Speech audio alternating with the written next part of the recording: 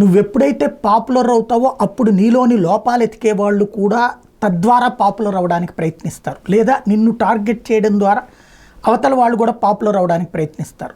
ఒకసారి పాపులర్ అయితే నిన్ను పాపులారిటీ చెడగొట్టే ప్రయత్నం చేసి పాపులర్ అవ్వాలని అవతల వాళ్ళు ప్రయత్నిస్తారు. ఇది ప్రస్తుతం యాక్సిస్ మై ఇండియాకి చెందుతుంది.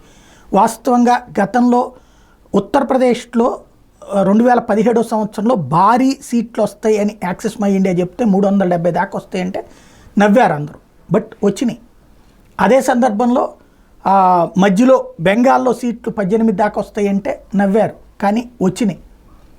అదే సందర్భంలో ఫెయిల్ అయినాయి మొన్న మధ్యప్రదేశ్, రాజస్థాన్, ఛత్తీస్గఢ్. కోపం వచ్చిన వాళ్ళు ఫెయిల్ అయినవి గుర్తు చేస్తారు, సంతోషపడేవాళ్ళు సక్సెస్ అయినవి గుర్తు చేస్తారు. ఇప్పుడు చూస్తే తాజాగా కీలకమైనటువంటి పరిణామం ఏంటంటే ఆంధ్రప్రదేశ్కి సంబంధించిన ఓ సంచలనాత్మకం. వాస్తవంగా అది ఇచ్చింది రెండు భిన్నమైనటువంటి దాన్ని గుర్తు చేస్తున్నారు. పార్లమెంట్ ఎన్నికల్లో 22 నుండి 25 స్థానాలు తెలుగుదేశం కూటమికి ఇచ్చి 2 నుంచి 3 స్థానాలు వైఎస్ఆర్ కాంగ్రెస్ పార్టీకి ఇచ్చారు. అంటే 2019 ఎలక్షన్స్కి రివర్స్ అన్నటువంటి అదే విషయాన్ని అక్కడ రాజ్దీప్ సర్దేశాయ్ అడిగినప్పుడు, నేను గ్రౌండ్లో చూసినప్పుడు అట్టా లేదే అని అడిగినప్పుడు కూడా గుప్తా చెప్పుకొచ్చారు, లేదు అక్కడ పార్టీని మార్చే సంప్రదాయం ఉందని.